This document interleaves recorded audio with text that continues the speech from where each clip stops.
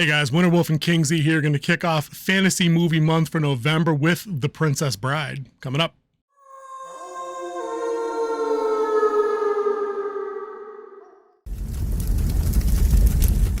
Guys, welcome back to Winter Wolf's Den. I will be your host. Winter Wolf and Kingsley's over there in yet another undisclosed location. We're doing Fantasy Movie Month, like we said. We went through a little back and forth. We both vetoed some choices. Ended up with a heartfelt, authentic list of things we're going to cover for November.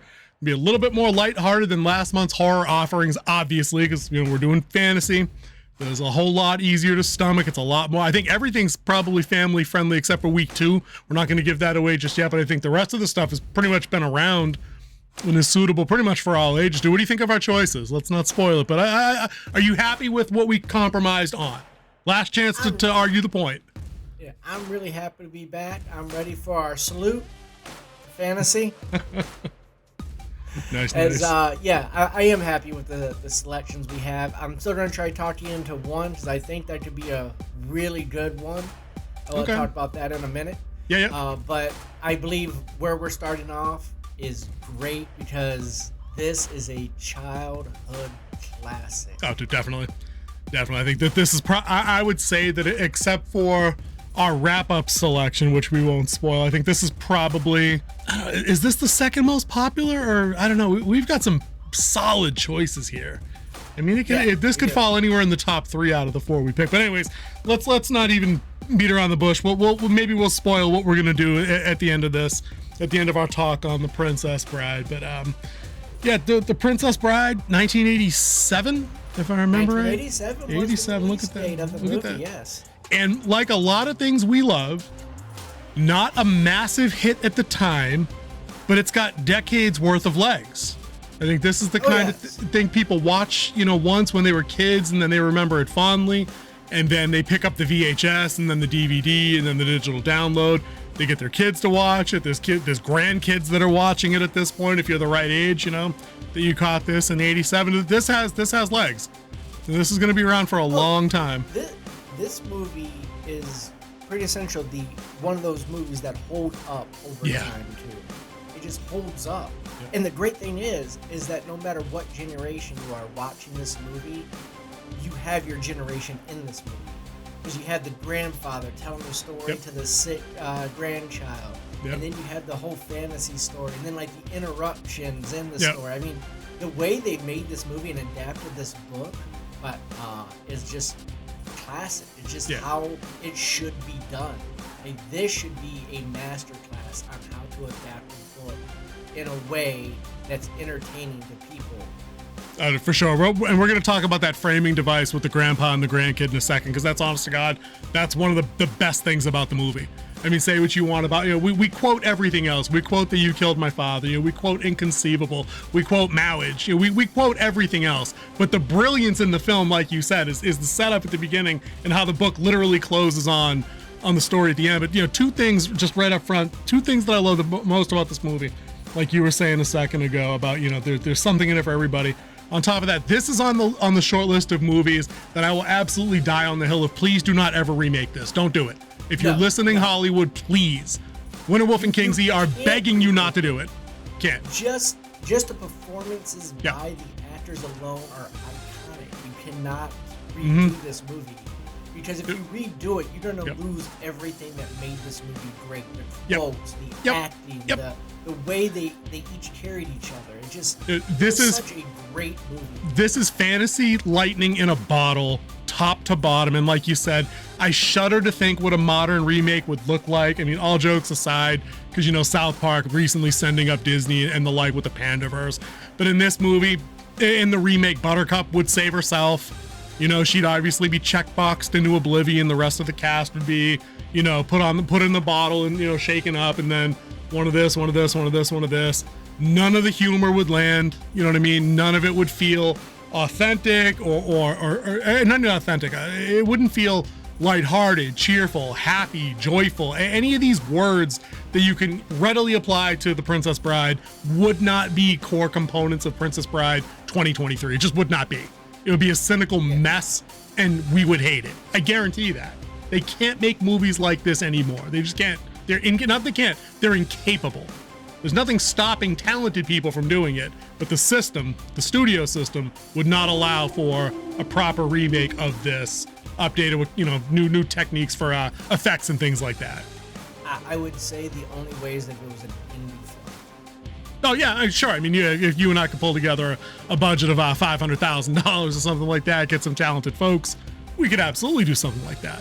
But yeah, so we got that. We got that out of the way right up front. That you can't remake this movie current day. It absolutely can't be done.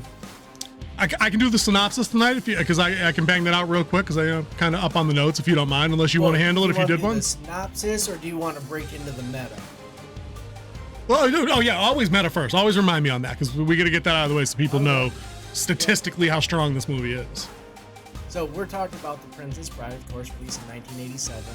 A book that was adapted that was written by William Goldman. Yep. This film had a budget of $16 million, not adjusted for inflation. Yep. At the box office, it only brought in $30.8 million.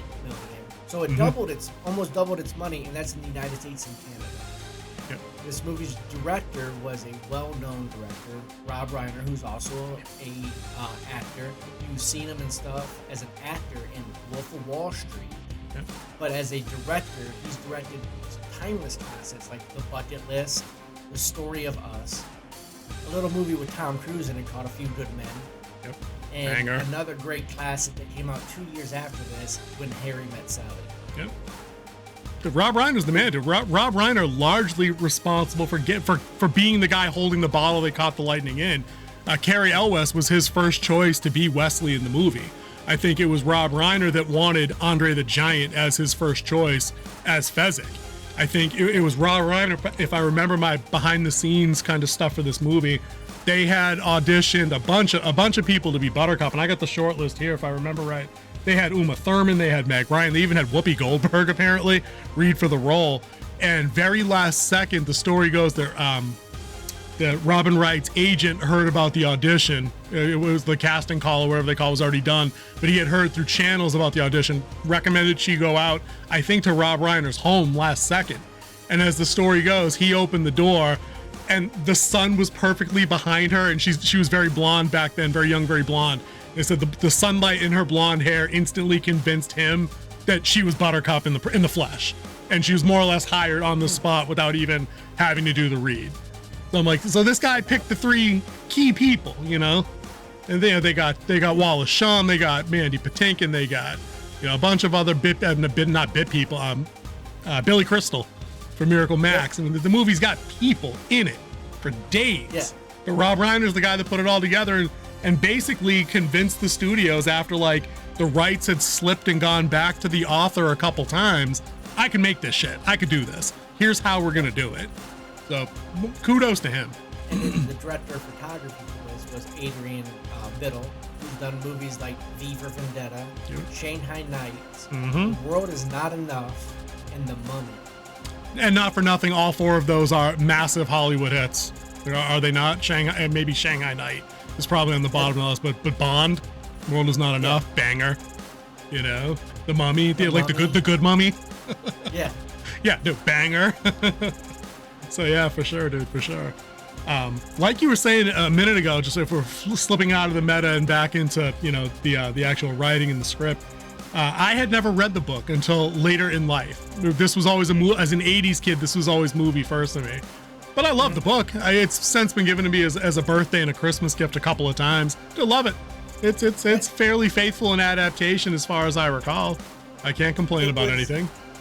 One of the great things about the book itself is the sword fighting styles. Like he doesn't actually talk about the moves themselves. Like he parried to the left and then spun around and swung.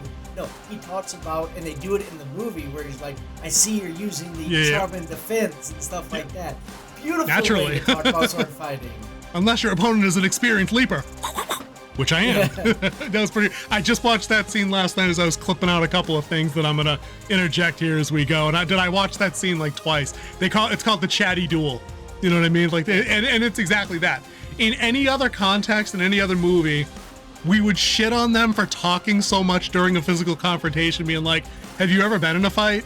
There's no talking, there's no background music. It's usually quick and dirty, and everybody's gassed in 30 seconds. These guys sword fight, talk, and flip around the set for like 8 minutes. Why are you non-stop smiling? dialogue. Because I know something. Yeah, that's the best. I love that. What's that? I'm not left-handed.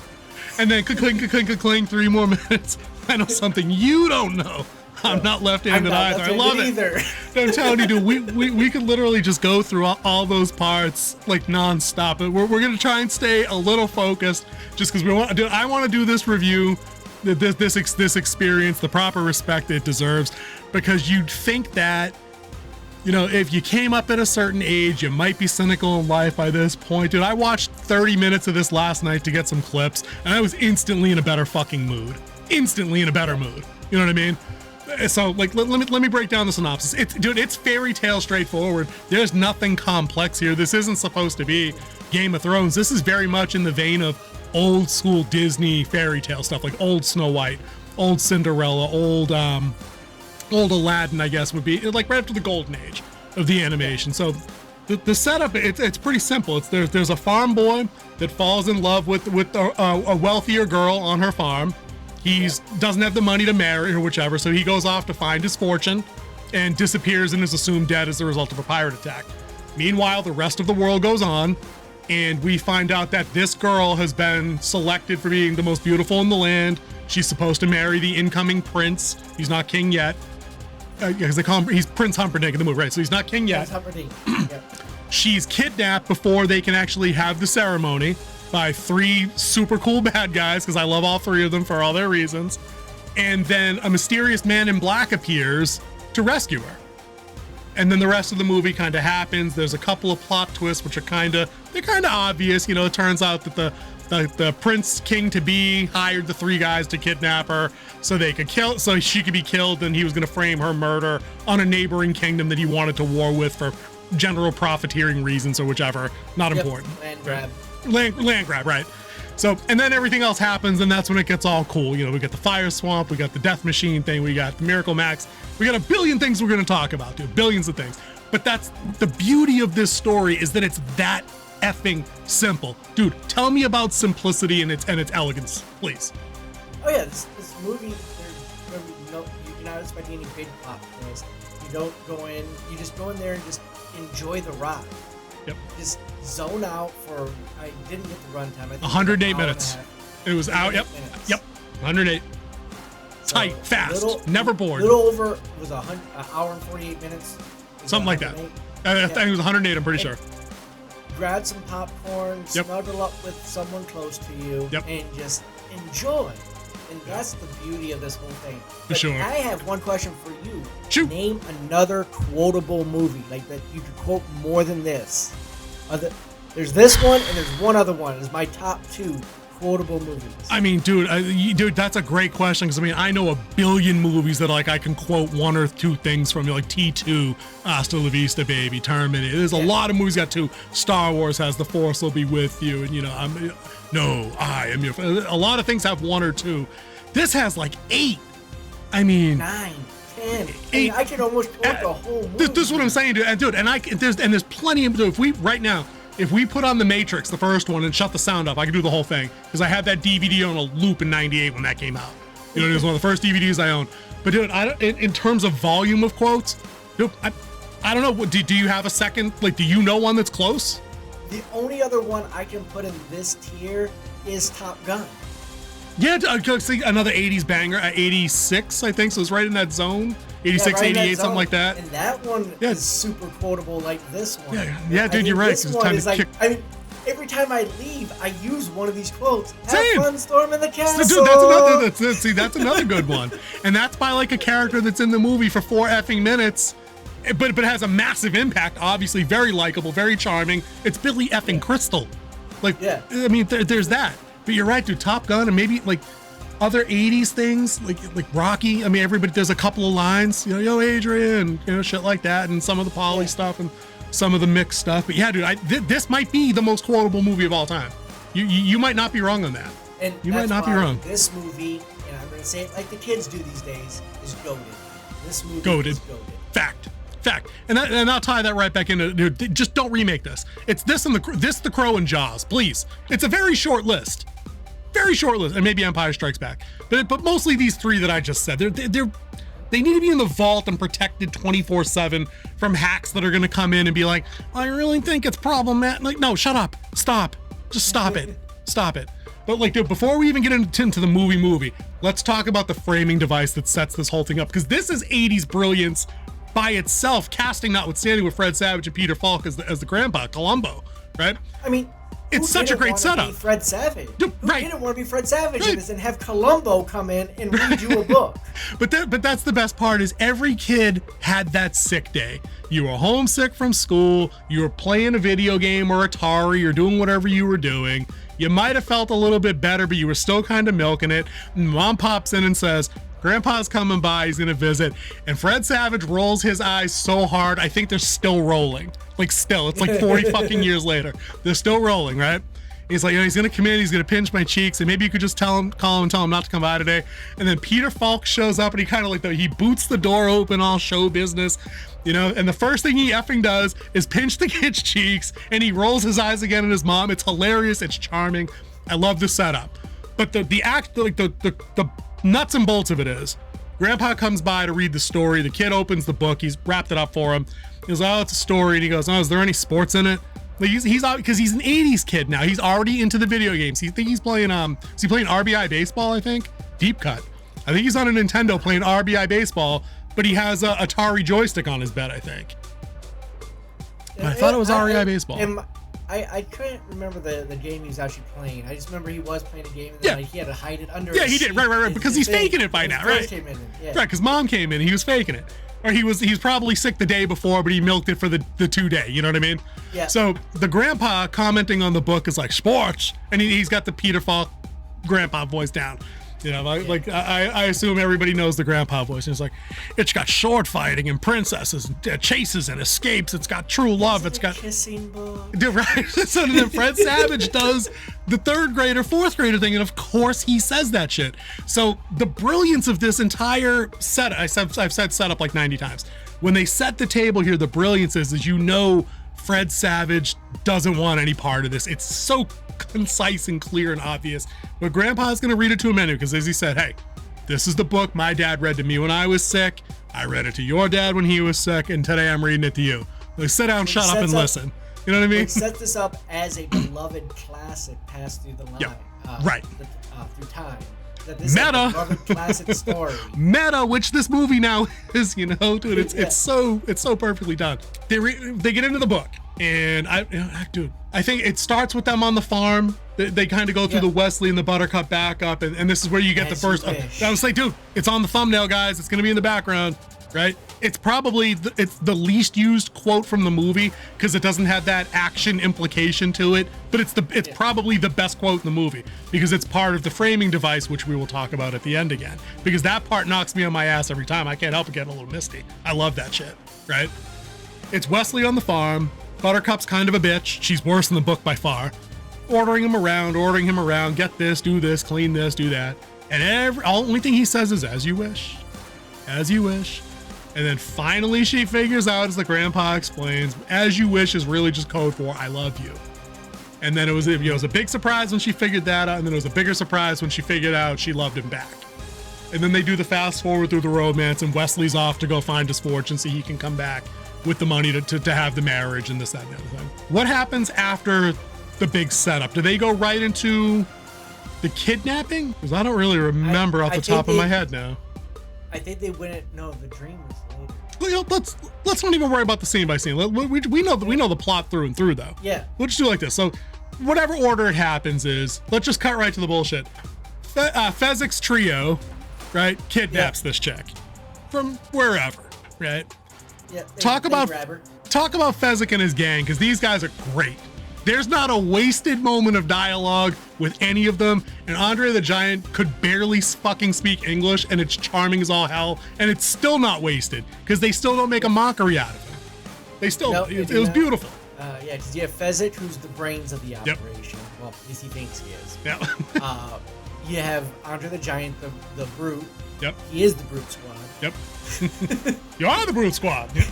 Billy Crystal, dude. I love him. Love it. For sure. And then you have Emmanuel Montoya. Yeah, Inigo Montoya. Mandy Inigo. Patinkinson. Or I can't say his real name. I can say the character name. Yeah, Mandy Patinkin. Yep. It's Patinkin. Sorry, dude. We're trying.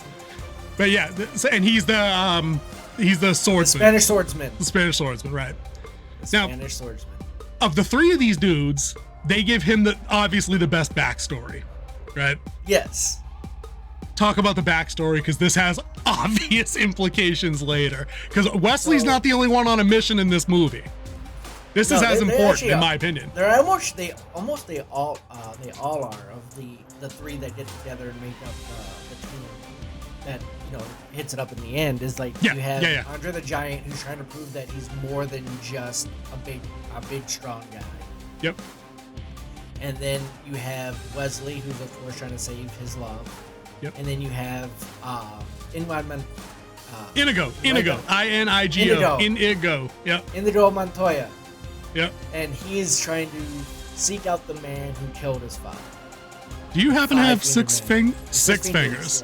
Do you happen to have 6 fingers on your right hand? Yeah. So after they do the kidnapping, they're running away on the river. And you have the great dialogue going on between everyone. He's like, I think that ship's following us. He's like, inconceivable! It's inconceivable! That's the first of many good ones. Yeah. But he's also like, oh, no, it's probably a fisherman on a late night pleasure cruise. I'm like, dude, no, it's getting closer, you dick. You're too funny. Too funny. Not including that Fezzik is like rhyming everything as they're going, which is, it's just a classic scene. But he's like, I think he's getting closer. And then he's like, look, he's right there now. Like, he started way down the river, and then he's like halfway up on him, and he's caught up on him, and the whole time, Vinny is like, inconceivable. And then you have Indigo Martinez like, you keep using that word. I do not think it means what you think it means. Dude, I got the clip. I got the clip. It's going in.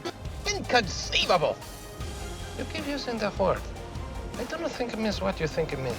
Dude, I love that entire bit, because the rhyming scheme is hilarious. Like, because Vizzini, the boss, is like, no more rhyming now. I mean it. Not like, does anybody want a peanut? I'm like, dude, too funny. And I'm like, dude, this should be the cheesiest shit on earth, but it's so lovably funny that you can't hate it. Like, you can try, but you can't. So they're on the mission. They got Buttercup. The world building is kind of thin, but it's very interesting when they give you the little bits they give you, because it sounds very much like it's out of an old, like an older novel from a long time ago, where it's like, they're sailing across. I don't remember what the name of the body of water was, but we have to watch out for the shrieking eels on the shimmering sea or something. And then they get past that, and we see the eels here. I got that also. And then they get to this massive cliff face, and of course it can't just be like Mount so and so peak or whatever it is. It's the Cliffs of Insanity, because if you look at them, it drives you crazy. And of course, they hook up the three of them and Buttercup to the two of them and Buttercup to Fezzik, Andre the Giant, and they're like, he's trying to scale the three of them up the Cliffs of Insanity. Well, lo and behold, who shows up? Fucking Man in Black. Man in Black shows up. We have no idea who this guy is, but again, they're like, hey, this guy's following us. Holy shit, he's climbing. Holy shit, he's getting closer. And then again, we get the Vizzini's like, how can he be catching up? You're supposed to be this grand champion, this titan. Looking on to the Giant's like, I'm carrying 3 of you. There's no excuses. It's too funny. It's too funny, dude. They even cut the rope, and then he leaves his swordsman there. He's like, if he gets up here, finishes him. And he's like on the cliff face, and he keeps going. And then you see Montoya up there, and he's just like practicing. He's like, are you going to be much longer? He's like, I'm doing the best I can. And he's trying to like. He's like, you could throw down a rope or something. I don't know. And then they actually make that line, and then they have a great back and forth. It's like, well, I could throw down the rope, but then you're not going to trust that I wouldn't have cut the rope and this and that. So I don't know. You're still going to have to wait, I guess. And then he does the thing. He's like, I swear on the soul of my father, Domingo Montoya, this and that, you will arrive safely to the top. Cool.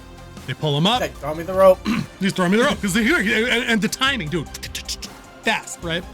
Yep. So the Man in Black gets to the top, and then I love this part. And dude, he takes 2 steps from the side, and he's reaching the scabbard. He's about to draw the blade, and Inigo's like, nah, dude, fucking rest, relax, take your time, dude. We get there when you're ready. Look at this, dude. It was that whole section. That might be the best section in the movie. It might actually be, in terms of execution and timing. Those 2 guys were great together. I don't know if you had read up on that particular scene, but they both studied fencing for like 4 or 5 weeks or something leading into that scene. But then I think it was Reiner suggested they learn each other's choreography. That way they could anticipate the movements better and have quicker moves between the parries and the ripostes, and because it's a ballet almost. Fencing is like a ballet. Sword fighting is a dance. It's not clubbing, with like broadswords. These guys are using sabers or rapiers or whatever they had. Right. So there's a whole lot of this and that and back and forth and flourishes and thin blades quickly, lightning strikes. Yeah, it's not big war swords that you see in like massive battles where you can barely get a swing before you're hitting somebody. This is like style and finesse. Yeah, this wasn't an English knight with a broadsword and like a heavy swing takes him 6 feet in this direction and then the other guy shanks him in the ribs as he passed by him. This was very much a dance, and it was perfect because they did all of their own choreography. The only thing they didn't do were the flips and the somersault off of the there was like a vine or a branch or something. Yeah, it was a branch. It was like a perfect parallel bar. Yes, it was like the Olympic bar. Right. Inigo goes first and kind of just does like a herky jerky move and picks up his sword. And then Wesley's like throws his blade down and does like the circus loop around and the up and then the somersault and then the landing. And then Inigo's like, "Who are you?" Dude, it was awesome. Dude, love it. But dude, I'll let you, because I'm already giddy. I need to chill my ass out. We kind of reenacted it earlier a little bit with the I know something you don't. Dude, that part is the best, dude. Roll us through that part and like how that back and forth work, because I love that. So first off, they're like commenting on each other's fighting styles. Like, I see you're using such and such defense. Well, of course, because you're using such and such offense. Yep. He's like, unless you know this type of offense, in which I do. And then they go back and forth, and he's like, why are you smiling? He's like, because I know something you don't. Wait, you gotta tell an order though. You gotta tell an order. The Man in Black says to Inigo first, "You're great, but why are you smiling?" Good. Yep. Yeah, and he's like, because I know something you don't. What's that? I'm not left-handed. And he switches. Now he's on the offense. Yep, and he starts driving him back. It was brilliant. And then the Man in Black starts going. He goes, well, I know something you don't know. I'm not left-handed either. Left-handed either, and he flips. and then he like does like this whole like sword dude, he hit him with a flourish. Thing. Oh, dude, I love that. I love everything about that part. Everything about that. You know what makes that part even better is when Fuckstick Humperdink shows up later, because the whole time they're on the escape. Humperdink and his war party or whatever are also trying to locate the princess. They're hunting them. Right. He's the greatest hunter in the land. Right. He can see it. He can outspot a falcon on a stormy something from 40 miles away or something. Dude, great line. I can't remember it. I wish I did. But he's up there on the cliff face, tracking their steps. You're like, oh, a great battle was fought here. And he's kind of dancing through the steps. Like, dude, you fucking idiot. Dude, you look like a dick. You're wearing a tunic that looks like a skirt. That wasn't an accident. Believe that. You know what I mean? He was supposed to not look as cool as the other people, as the other two. But so Wesley gets I said it. Well, it's 40 years old. Whatever. The Man in Black gets the best of Inigo. And then he was like, and he gets down on his knees, like expecting to get ran through, and he's like, what? I would not shatter a was that a work of art, stained glass window, right? Yep. But and I can't have you following me. And knocks him out. Game recognizes game. Game absolutely recognized game, and I would have loved to have seen a follow-up movie, buddy cop style, with these two on some pirate ship bullshit. That would have been great. But Man in Black moves on. It's a very short. It's not like crappy Rings of Power where you've got 3 episodes where people are walking and doing nothing. We basically get a scene transition to, I think, back to the grandpa for one. I think there was a little bit in there, and then they're back on. There was a break for the they went heels. Is that where they went? Is this a little too intense for you? Oh, that was okay. That was before. Yeah. After he defeats Inigo, I think they break into there one more time, or they break back to the prince or some shit. But basically, when we get back to the Man in Black, he's already caught up with Fezzik, Andre the Giant. Yep, Fezzik and Vinny. Yeah, but I mean, he's he's leaving him behind to be the next obstacle. You know what I mean? Yeah, he's like, you take care of him, I'll continue on. Right. And then Vinny runs off with Buttercup, and then Fezzik's left behind, and then you get right into. That's what I'm saying. Their fight. Right. Yeah.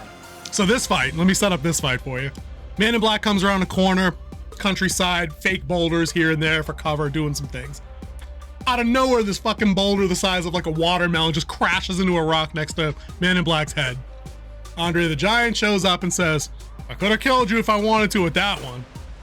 And the Man in Black's like, I believe it. You're exceptionally strong and this and that. They have a little discussion, which I thought was hilarious, because Andre the Giant's like, listen, let's put our weapons down and fight it out like civilized people. And the Man in Black's like, wait, you're going to put down your rock and I'm going to put down my sword? I tend to think that, that favors you, but okay. And then he puts down his sword. Like, he actually does it.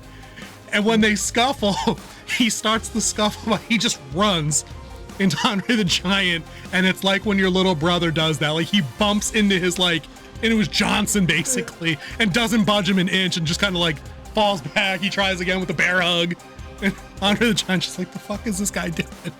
I love that. I love that entire, he's just trying his best. It's too funny to watch because Cary Elwes is probably 6 feet, 6'1". He's not a particularly tall guy by any stretch. He's slightly taller than average, athletically built. But Andre the Giant's like 7'2", like 390, 400, whatever, 500, whatever he was back in the day. He's like a mountain. Yeah, he was huge. I'm saying he's huge too. Of a man. Right. Huge man. That battle basically comes down to Wesley. He gets up behind him somehow after he dodges a couple of hand-fisted punches and gets him in like a fake sleeper hold kind of thing. And then I'm so used to fighting more than one. It's so much harder shifting back to fighting just one person. Dude, that's what I'm saying. Dude, that's what he says as he chokes him out. That's what he says he's going out. I love it. Now, this scene, again, I get a little behind the scenes on this one as well. Andre the Giant almost didn't get the role due to a scheduling conflict at the time with the then WWF. So he almost wasn't in there at the role. So some of the other folks that they casted for his role, Arnold Schwarzenegger was an obvious second choice. That's who Rob Reiner wanted. Just needed somebody big and bruising.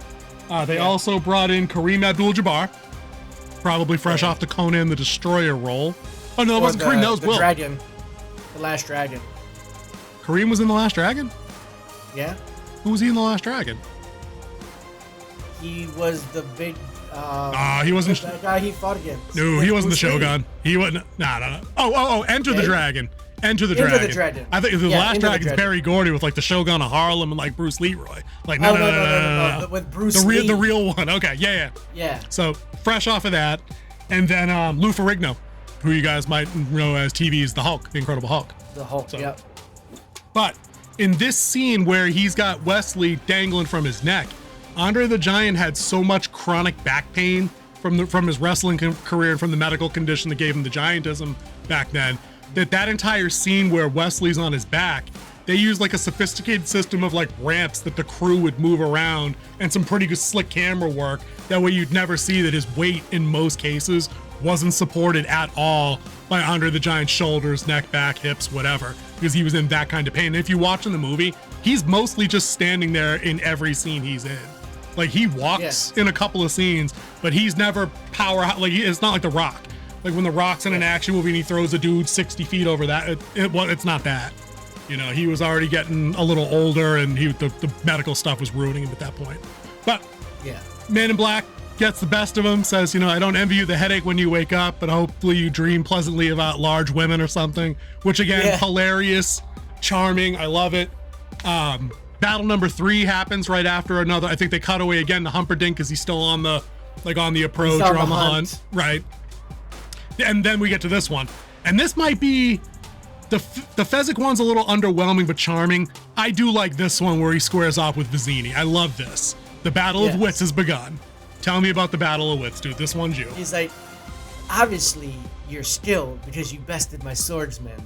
Yep. And you must be mighty because you bested my giant. But now you're going against me. And he's like, so a battle of the wits it is. And they sit down. He's like, And he grabs the 2 goblets and he fills them with wine. And he's like, "This is ioctane powder. Yep. It's deadly to the taste." Yep. And he turns around and he puts it into the cup. And then he comes around and then he puts like 2 cups around and he plays with it. And he goes, "Now you choose. You choose." And then we both drink. And we find out who's right and who's dead. And who's dead. Wallace Shawn launches into one of the greatest diatribes ever committed to film. Ever. Anywhere on Earth. And I don't know a lot about Bollywood. I don't know a lot about, Croatian films. I don't know a lot about Indonesian films. I challenge any movie, and they even get it in this scene too, where he's starting to rifle off like all these things about, well, I can't pick the cup in front of you because that's the obvious place it would be because you'd want me to feel comfortable. He's all very smart and witty about it. I'm just babbling, right? Yeah. But he's like, he's going back and forth with these I'm things. I'm from here, so right. I obviously can't drink the cup Pick the one in front of me. Right. And then the man in black at one point goes, "Truly, you have a dizzying intellect." And Wallace Shawn goes, Wait till I get going. "Wait till I get going." And I'm like, and then he does it more. He does it more for like 3 more turns after that. And it's so effing funny. And then he resorts, when he runs out of steam, he resorts to one of the greatest 80s schoolyard things ever. When he's running out of time to stall, he goes, What in the world can that be? What? Where? "What's that? Oh my God, what's that over there?" And he points. And of course, the man in black's like, "I don't see nothing." No, I just thought I saw something. All right, let's drink. And then Vizzini switches him one more time. And then he's like, "I will drink from the cup in front of me. You drink from the cup in front of you." So they do, and then they get him with the laughing thing again, where he's like, where the man in black says to Vizzini, he goes, "Why are you laughing?" He goes, "Because you fall into one of the classic blunders. The first is never get involved in a land war in Asia. Completely out of context for this movie. Completely, it's still hilarious." More and less known, you never get in with a Sicilian when there's death on the line. The laugh, dude. Dude, it's the laugh because it's so exaggerated. He's like, he cackles like 3 full times, and then, like you said, it's probably one of the best death scenes ever because he's still like mid smile and laugh, like Batman '89 Joker gas, and he just leans over to the side. He's dead. He's just gone. Right? Yeah, he's like, you chosen poorly. He's like, "No, try switch the cup in your back." He's like, "Dumbass," right? And then so Wesley Buttercup's there. She's still bound up and blindfolded. She doesn't know what's going on. He frees her, and then she's obviously could hear what was going on. She goes, "Oh man, I guess you got lucky that he picked the one in front of whatever." And he goes, "She's like, the poison must have been in your cup the whole time." He's like, "Nah, bitch. No, they were in both cups. I've been like, working up the last 20 years. I've been building an immunity to powder. iocane." I'm like, and dude, that was the coldest shit ever in '87.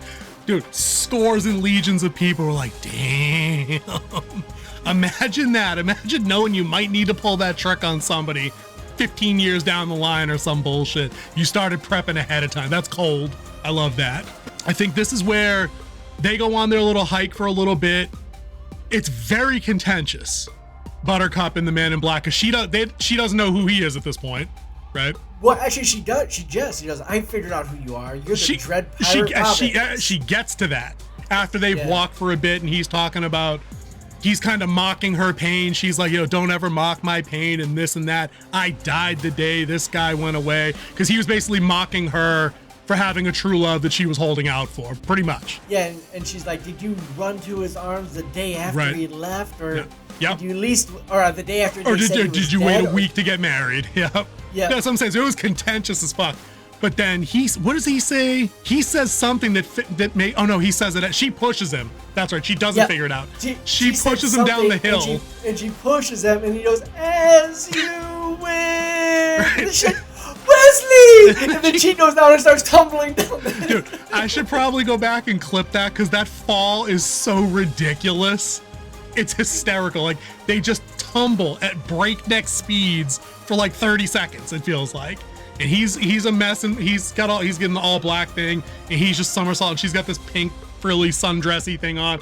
And it's obviously a stunt dude. It's kind of funky that you can kind of tell it's not a woman. Right, but you can see that the pink swirling down. And they just kind of roll. They're just kind of like down, and they have their little bit of reconciliation, which is nice.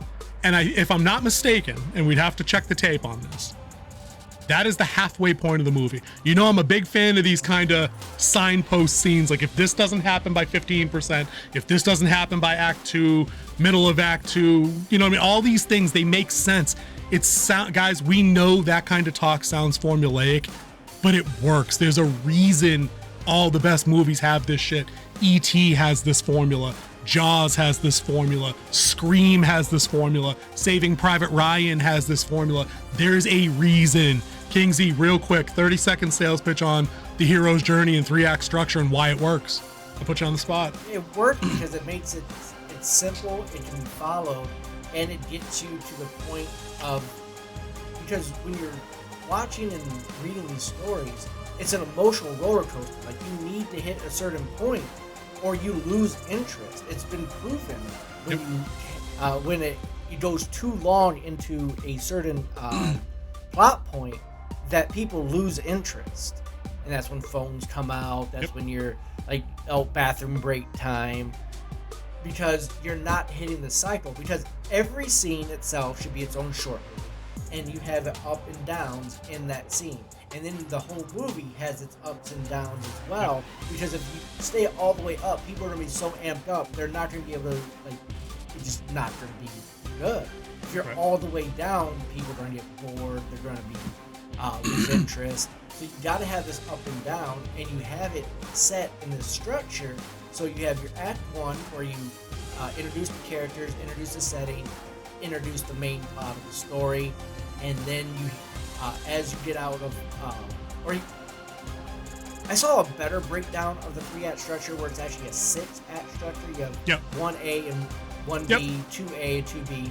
So when you get from 1B, it's when you introduce a subplot and your secondary characters, and then you go into Act 2A is where you commit to the journey. And you get also, into the fun and games. Yeah, and fun and games is Act 2 is what it's pretty much is like how you go through all the different challenges to get to Act 3, which is your climax, which is also your shortest act out of them. Act 2 should be your biggest act because that is your whole... It's the meat. Telling of how you got there. It's the meat, So, for sure. And I forgot the exact page count, but like when you're writing a script, a standard 120-page script, which is pretty much one page equals 1 minute. Page a minute, Page 35 is when you should be getting out of Act 1 into Act 2. And then it's like page 103 is when you're supposed to be getting into Act 3 and your big climax to your payoff. Then the down to the end. And if you want another up, your cliffhanger, if you're going to go into it, you have a sequel plan. Exactly. Dude, let me piggyback right off of your point about getting in Act 3, because I'll fast forward us a bit through the movie.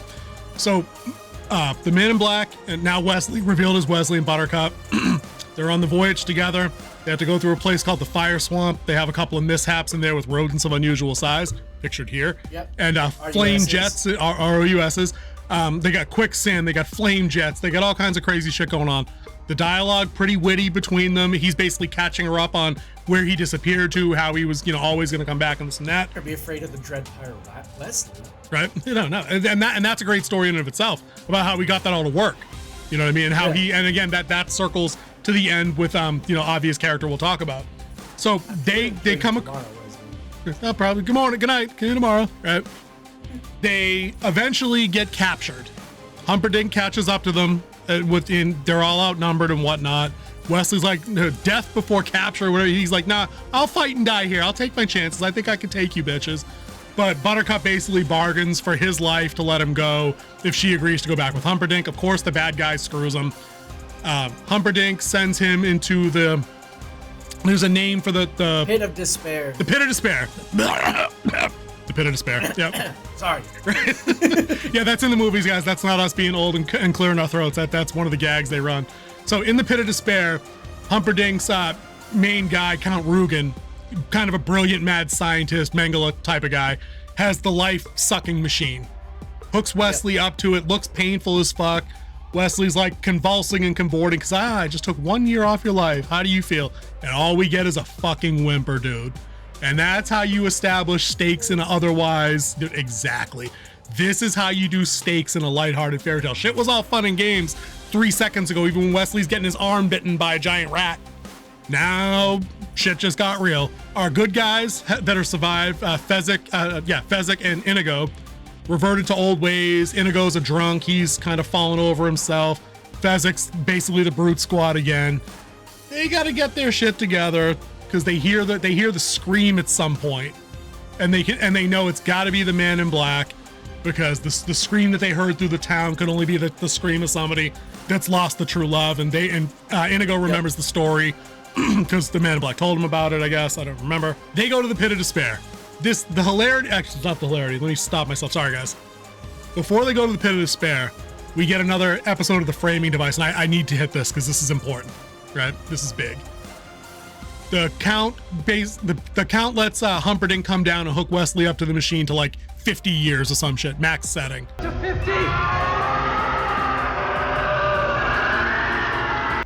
Yeah. And he obliterates because he was upset because Buttercup. This is when Buttercup had the nightmare. Yeah. And she was like, boo! The old lady booed Trash, her. refuse, garbage. You turn away from your true love. And then he goes back and he's like, I will send my 3 fastest ships. 4 fastest, one in every direction. 4 fastest, yep. Give him a message to bring him back. And then it just updates that he will never be as good as him. So he runs down there and just throws the button. Like, cranks it, dude. Don't! Not to 50. You do cranks it, right? Yeah. So Wesley's convulsing on the tears. He's hooked in. He's got like the brain sucking thing on his head and shit. It all looks terrifying to a kid. It looked terrified to me, and I just turned 40, whatever, right? So Inigo and Fezzik hear the scream. The story stops there, and it's the grandpa. No, wait, no. Dude, I'm screwing this all up. No. This comes later. Fezzik and Inigo go to the pit of despair. They find that the crypt keeper guy that's helping Count Rugen, right, the albino. He goes, I don't know nothing about it or some shit. And Inigo's like, all right, Fezzik, jog his memory. And he pumps him on the head. The guy passes and goes, oh, I think I jogged him too hard. Inigo does the father guide me thing with the sword, which was cheesy as hell, but charming and awesome in the sunlight, in the music. It's some sword in the stone shit, and it was great. And just when he thinks his faith doesn't get rewarded, he kind of leans on the tree, and of course he hits the hidden button, and it opens down into the pit of despair. They go down there. They find Wesley. He's flat out. Body, he's meat on a slab, and this is the part. This now caught us to where we needed to go. This is where they break back into the real world, and the grandpa's like, "You good?" Because the kid's like. The grandson's like, whoa, what do you mean? Why did Fezzik say that Wesley's dead? He can't be dead. What are you talking about? And the grandpa's like, oh, no, he said he's dead. And then the kid's like, well, who gets Humperdink then? The grandpa's like, what do you mean? And the kid's like, oh, somebody's got to kill his ass. Is it Inigo? Who? And the grandpa's like, dude, no, sometimes, the good guys don't win, and that's just how it is. But the point I wanted, the charming part to that is that the kid that didn't want to hear the story is now so wrapped up in it that he's getting bent out of shape that the hero looks like he's done. Just even the grandpa was like, I'm going to stop telling the story because you look like you're getting too worked up. Yep. He's like, no, keep going. Hey, he does. He puts his hand on his hand. He's like, no, grandpa, please. Like, keep going. I can handle it. But I wanted to mention that. Because I watched that again, just getting clips last night. I was like, dude, that's a really good fucking scene, man. Whereas like the oblivious 80s kid that didn't want to be a part of the story and the old way and the culture and whatever. Oh no, he's in now. And it's that exact second that when he's 38, 40 years old, he's reading that book to his kid. For a fact now he's in. And I love that. So again, another fast forward because we got 2 big scenes we got to do, and then we'll get out of here because we're going long. I don't care, whatever. So they take his body to Miracle Max, the local healer, who's got a gripe with Prince Humperdink because he fired him or laid him off and said whatever. It's Billy Crystal doing his thing. The wife just teases him with it. It's all hilarious. Billy Crystal has like 9 jokes in 3 seconds about, I need a good MLT sandwich, a mutton, lettuce, and tomato. And it's all very funny. Very thin. Then cut thin. Yep. Dude, love it. It's Billy Crystal's the man, right? So they got Wesley in there. They're gonna he uses like the bellows. He pumps some air into his lungs so he can hear what he's trying to, what his last words were. He didn't say true love. He said to blave. Yeah, to blave. To love. When he bluffed and you guys killed him. Yep. And he was like, no, he said true love. He's like, don't listen to her. She's a witch. I'm not a witch. I'm your wife. And I don't even know if I want to be that anymore. Dude, it's too funny. Perfect. It's all perfect. So he does whatever he does to kind of sort of bring him back.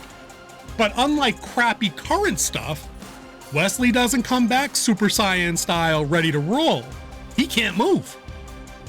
Like when he comes to, he can barely do a head flop. And Andre the Giant's, you moved your head. That's wonderful. You know? Well, he didn't even come back. He's like, it's gonna take a little while for it to kick in. That's what I'm saying. I'm moving right up to that part.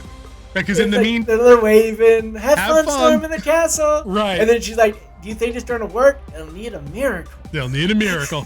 Fade out, right? And in the meantime, I think they're setting stuff up at the castle for the wedding. It's where Buttercup tells the older king, oh, I'm probably going to kill myself later because of this and that. And then she kisses him on the cheek, and the old man's got dementia, and he's all like, she kissed me. It's all very funny. The king. Yeah, the old, like the actual king, the old man with the crowd, like the old king. So they're setting up all that stuff.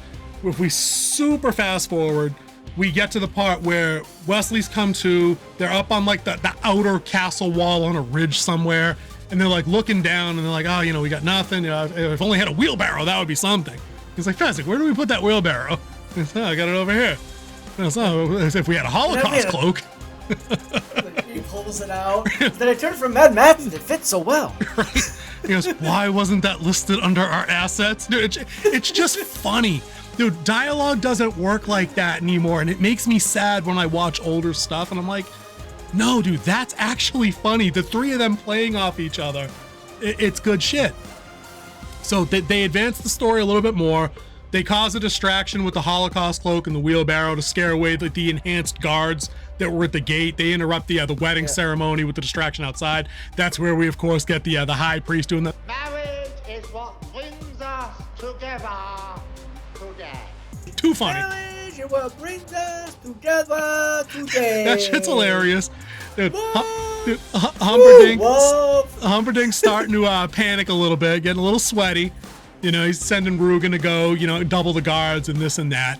And the good guys get in the castle. They have to split up on their own separate ways for a stretch. Fezzik's doing one thing over here, Inigo's over here, and that's when Inigo realizes Rugen's got the 6 fingers. Yep. So he goes off on hot pursuit, and Rugen runs into a door, closes the door, and locks it. He's like, Fezzik, I need you, because he can't get through the door. Fezzik has Wesley hold on to a suit of armor because he can't stand up, so he just leaves him draped on the armor, which is too funny. Visual gag again. We have a little little intercut here where Wesley somehow makes it to the princess's room, and I think they set that part up where she starts trying to kiss him, like, Wesley, why won't you hold me? And he's like, I can't, gentle, whatever he says. But then they cut back to the real shit. And this is the big scene. We're talking about this because this is the line everybody quotes, right? Inigo catches up with Rugen. He's chasing him through the hallways, blind tunnels. He's going downstairs. He's whipping around, corners and all kinds of gangster shit. And the minute he gets into the room, fucking Rugen turns around and jacks him with a throwing knife to the gut. Yeah. Insta stop. Momentum done. Dude, the sound stops in the movie because it's like bump, and then it's quiet. And again, just like in the Pit of Despair with the death machine bit, you're like, well, what the fuck? Well, he's not the main character, so he's dead? Like, is Fezzik gonna come in and crush this guy's skull Kong style? Like, what's going on? And then, dude, the floor is yours. He sits there and the fight begins. And, like, to do the fast version, he outwits him, even with the gut injury. He beats him down, and then he's like, and he just keeps saying over, I'm Inigo Montoya. You killed my father. Hello. Prepare to die. He just keeps saying it over, and he's like, stop saying it. Mm-hmm. And he just keeps saying it. And then he was like, I'll give you anything. He's like, promise me riches. Yep. And he's like, that and more. He's like, promise me this. I will give you everything. He's like, you son of a bitch, I want my father back. And he just shoves it right there. Awesome. awesome. And the best part about this, and the story came out, it was 3 days after Mandy Patinkin's father died of cancer. Yep. And he was funneling that in when he did that line because he said he was visualizing he was fighting cancer. Yep. Dude. And he said, "You son of a bitch, I want my father back." Yep. He was actually talking about his actual father. It was, dude, it's heart-wrenching. I got chills just hearing you talk about it, dude. Yep. I mean, you just don't get movies like this anymore. Dude, I love that scene. All genres. It's a pop culture icon. Yep. This movie cannot be beat. Dude, it really can't. It just can't. And I mean, God, if it still pulls emotion out of you after you watched it 30 years, 40 years ago, it's a time-honored classic. It should be. It's for me. It's right in there. I know New Hope catches a lot of flack for being not as good as Empire in retrospect, but every time I put on a New Hope and Luke makes the run on the Death Star, I'm 9 years old. It doesn't matter. I'm 9. Dude, you know, it's like a great shot, kid. That's one in a million. Dude, I love it. Like that, I'm with that. You know. So in this movie, you know, in this particular scene anyway, when Inigo's doing the thing, he gets the knife gut. Rugen kind of cuts him up a bit. You know, he's kind of talking, "Oh, look at you, still trying to win." Like he's mocking him the entire time. You're just that little. You're just that little boy. Them. Yep. And then, dude, he tries to stab him, and you know, Inigo blocks once, but he still gets stabbed through the shoulder. He tries to get him the other way, he gets stabbed the other. And this is good. This is quality because nowadays they would ignore that in the next frame, in the next scene. But when they reshoot back to actually showing you Inigo, his shirt has blood at both of the injury points where he was just stabbed on top of the gut wound. It's like, that's just continuity stuff that, like, these guys didn't leave coffee cups laying on the shelf like in fucking Game of Thrones. You know what I mean? It just didn't happen in these productions like that I can recall. So when they're doing this bit of the scene, you know, he mocks him and he just gets, at first it's like, he hits him with the hello. "My name is Inigo Montoya. You killed my father. Prepare to die." And the guy's like, "All right, cool." But and he strikes, but he's got the block, and he does it again. And the music's starting to build now too. And every sword parry has a bump, bump, bump, bump, and the tempo picks up until it's a full-on ballet again with Inigo and Count Rugen. And then, dude, he beats him right into that table, like you said. He's gonna promise me money, promise me this, promise me everything I ask and more. And he's ready. He's gonna get him. Yeah. "Anything I have, please. I want my father back, you son of a bitch." And then Rugen tries to get him first, and he parries him, and that's when he runs him through. It's not like he just cut him down in cold blood. Absolutely, like, nope. The dude had enough fight left that he tried to stab him, and I love that. I love that shit. You know? Oh, dude, I was all about that. Dude, that was a great scene. And then they get to the next and last best scene in my opinion, because then everything after that's basically the wrap up in the grandpa bit. We got Wesley in the room with Buttercup. Humperdink shows up. Wesley's still laying on the bed. And Humperdink's like, "I don't know. I like my odds. I think I could take you. You know, you can't even get up." And Wesley's like, "Can I?" And then he gives him the speech. Yeah. He's like, "I did it to the death." No. No. To the pain. To the pain. You know, yes. What is that? First will be your nose. Yep. And then it'll be your mouth. And then it'll be your eye. Your hands and your feet. And then my ears. Yep. I did it. No, not your ears, and I'll tell you why.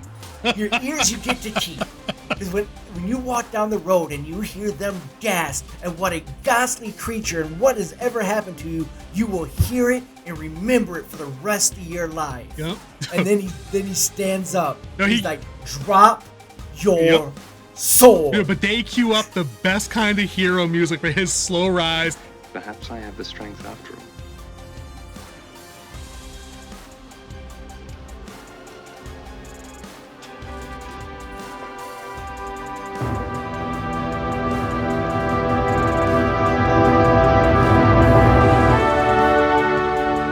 Drop your sword.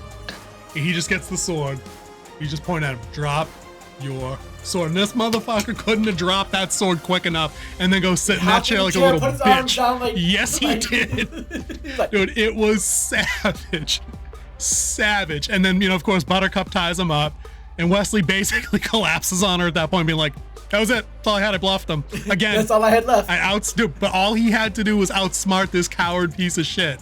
You know, who on his best day probably couldn't have beat Wesley anyway, but in that situation. So they escape the castle. Andre the Giant finds 4 white horses, and there's 4 of us. So I thought, okay. Hi, lady. Hello, lady. Dude, I love, dude, again, charming, because Robin Wright just kind of kisses and waves back. They ride off into the sunset. They do the wrap-up thing where the grandpa says, you know, in the history of the kiss, there's been 5 that have been rated the best or whichever. This one left them all in the dust. He's like, oh, it's just kissing stuff now. Yeah, He goes, yeah. I don't think I mind. Yep. Because he's the kid. Because now the kid's fully on board, right? They talk about that. They wrap it up. Grandpa closes the book and he says, all right, well, I'm gonna head out, you know, and this and that. And then the kid, of course, right after, you know, saying that he doesn't mind hearing that, so he goes, Grandpa, do you think you could come by and read it again tomorrow? And this is the part that slays me. Your grandpa's already got the hat on. He's walking out the door. Dude, fucking Peter Falk just turns around and like every grandpa in history is like, As you wish. chills, gooseflesh everywhere. Dude, it's such a perfect ending to a movie. It's like they closed the book literally and then like metaphysically, I don't know what the thing would be. Like it's Inception levels of book closing and story ending. It brilliant. Because there's nothing after that. It's credits. Like that's it. Yeah. That's it. Yep, we're going home. Yeah, dude, I don't know. Did this, having just talked about this now, I might have to reshuffle my rankings for what we have coming left for the rest of the month and just being like, except for the last thing, which has to be number 1 because it's so amazingly awesome on so many technical levels and story levels and everything else. Yeah. Unbeatable, right? Unbeatable. Dude, should we just tell people? Should we just say that what the list is? Let's finish. Let's wrap this up and then we'll tell people. Okay. All right. Because I want to say what I want to say about this movie. Dude, this dude. movie, The floor is to yours, me, dude. I've said enough. Floor is one yours. of my best favorite movies of all time. There is no other movie I want to watch when I'm sick, Yep. when I'm home alone. The people ask, hey, let's watch a movie. What do you want to watch? Let's watch The Princess Bride. I mean, no one's ever going to go, no, I don't want to watch that. No, because it is that great of a movie. There isn't a score high enough to give this movie, except that this is the movie. There are movies that are studied every day for their scripts, the way they outline everything, the way they had their setups and payoffs. But to me, this is the perfect movie, and it's a movie you should share with everybody you love. Like, when you have kids, when they're old enough to understand movies, 6, 7, Yeah, sit like the them Fred down, Savage show them character. The Princess Bride. Yep. It's time-honored classic. It's better than anything out there that they put out today. It's better than a lot of stuff they put out in the 90s. It's better than stuff they put out in the early 2000s. It's just one of those movies that is perfect. There is not a score high enough. Dude, you heard it here, 10, guys. Give it a 10 Yep. out of 10. If you want to give it an A+, give it an A+. But it still wouldn't do this movie justice because it's that damn good. Wow. King Z is basically calling it unscorable on the plus side. That's high marks. That's something else. Dude, I'm not even gonna bother trying to find a nitpick. Is there a nitpick in here? Dude, I think you can be nitpicky like I can be. Maybe not as cynically nitpicky, but you can technically you can nitpick technically. Yeah, I don't know what you could do. It's like 80s puppeteering would be what the RUS's. But I mean, limitation of the tech. But for 87, that was amazing. Yeah, that's about it. I mean, that's like, am I gonna nitpick the eel? Like, I don't. Yeah, dude, I don't care about nitpicking the eel. You know, they did the cliff climbing thing, obviously on like a winch or something. I don't care.